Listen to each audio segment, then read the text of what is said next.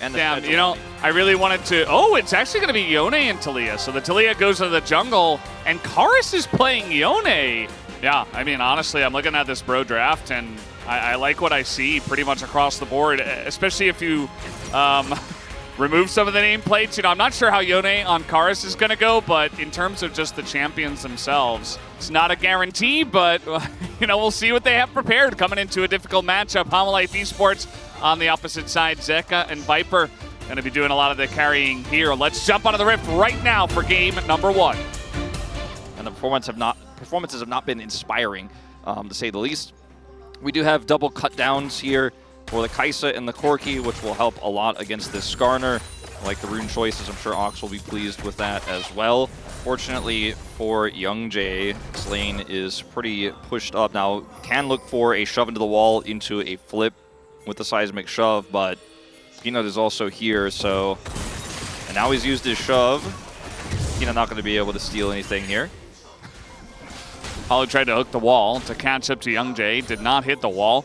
And now looking for a play on Adoran, who is level 6, but this is 3 people, including Paulo, who is here in a 3v2. And Peanut's like, man, I don't know, man. I can't help you here as the knock into the wall and a potential flash, but Adoran just going to hold on to it. First blood given over to Youngjae as they're already making plays with their hefty amount of CC. I love how that was played by Youngjae. Sure, Carl a little bit late because he missed the wall hook, but he's still there. They have 3 members. This is the kind of stuff I'm talking about with Taliyah early. So far, so good.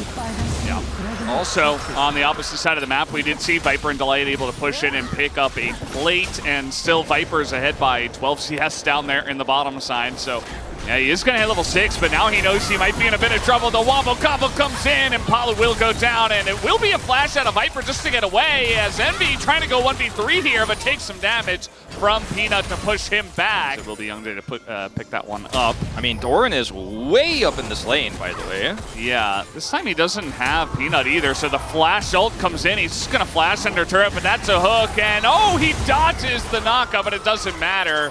And by dodge, I mean Paulo pulled him out of it, of course. But yeah, it was a weird word choice. I wouldn't choose that one again. He wasn't hit by it. True. He was not stunned by it. He evaded it. Yeah, this hail and flash. This is a Skarner, but there's just way too much CC and damage. I mean, even with Peanut at this point in the game, able to burst through Skarner, who doesn't have many items at this point in time. So a nice dive from Homalife Esports as well. This is still good for Bro. I mean, Doran doesn't have ult. He doesn't have flash. That's another root coming in, and this time he is not going to evade that knockup, but nope, it's not going to matter. The passive doesn't keep him alive, and once again, Youngjae picks up another kill. So, I mean, Peanut showed bottom. They knew the timing of when he was going to be there. Skarner buys a decent amount of time. Like, right now, he's got bombies, plated steel caps, and he had a tier. I didn't even think he had that cloth armor when he was dove bottom side. But this is just like, no, I just auto-attacked him, and then I hooked him. Like, he cannot move. And they're just able to utilize it once again. As now Youngjae is in a lot of trouble. He doesn't have flash, just gonna get isolated. Paulo just throws in the ult as Carr is trying to ult onto Viper as well, but I think he's about to be turned onto by the rest of the team here. He's trying to take a Viper, and he will actually. And now Envy maybe trying to get something going. Paulo trying to frontline for him. Some low health bars here on the side of Homalife Esports, but Envy all alone, not sure. I mean, he's really going to try to push this one. The cleanse coming in, and he's just going to die. Triple kill over to Zeka by the end of it all. Spellblade item was a Sheen and a Warhammer, I think is what he had. Like, he's still going to kill you there. And, yeah, that ends up being the thingamabob. Yeah, the little blue thingy. You had one. Yeah. Like, some drafts, we talked about the tools that Bro have. Like, you mentioned how simple it is. The CC is, we're going to talk about this later. Well, they're going to do it again, but this time it's on Sejuani. And Peanut, you know, he hasn't died in this game, so he's very well fed. And he does have already the Zeke's and a Giant's belt. So even with, like, full combo into a Sejuani, you're not going to do much.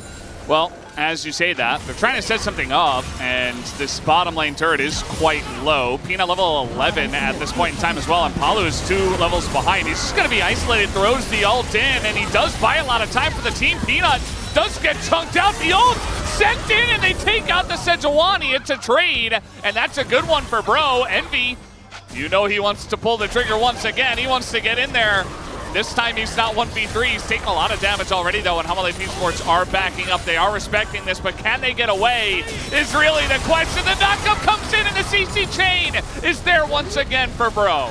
The poke is legitimate from Viper at this point in time, and even Zeka can do some good damage, but they're not really in position to challenge this one. Peanut not here. They go for the turn now onto Delight, but nobody's really there, and that wall, very awkward, doesn't really get anything going, as now Paulo just has to flash away. And nice try, nice effort. Yeah, I mean, it Good was work. very proactive as Karis. Yeah, I mean, his Yoni's been pretty good so far. Delight is just sending it in there, and now gets the ult onto the back line. The follow-up, though, is not there, and Palu is going to go down. Morgan in a rough spot here as well, 1v5 himself. It's a double kill for Viper. It looks crazy, it looks wild from Delight, but it wins the fight for Hanwha Esports. CC chains can be quite deadly still, so Hanwha will have to wait for minions, back away, go down to the bottom side where Zeka's been pushing. They want to ult into the Skarner here. Morgan, he is tanky, but he's not tanky enough. And just the amount of damage that Viper and Zeka have is more than enough. On this Kaisa.